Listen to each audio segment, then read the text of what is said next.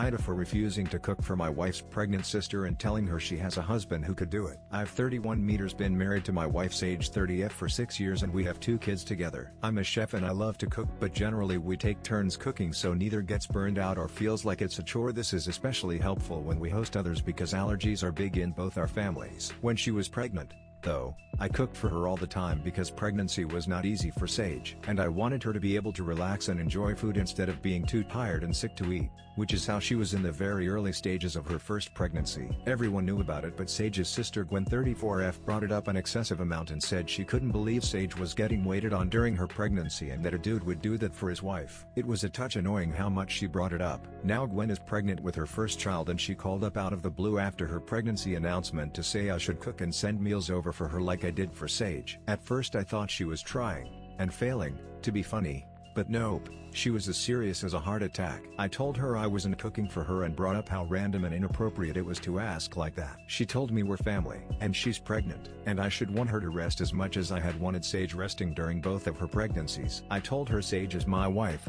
so it's different, and I told her she has a husband to cook for her if that's what she wants. She told me her husband would never and I should try being a good Bill. I told her Bill doesn't equal spouse. Gwen tried to talk Sage into convincing me, but the two of them were never close, so Sage just rolled her eyes and told her where to go. Even she couldn't believe Gwen is for real. Gwen's reaction to being told no by both of us was to run to her parents and tell them I refused to help her out, and she told them she was struggling and had just wanted help. They asked why I couldn't do it occasionally since Gwen's husband is too much of an ass to do it. I told them it was a lot to ask and we weren't that close to Gwen. When Gwen realized her parents hadn't convinced me or convinced Sage to convince me, she called back up and said I was an ass for not helping my family and for rubbing her husband's lack of consideration for her in her face. I'm starting to feel like this will become such a huge deal and now I'm doubting myself. AITA,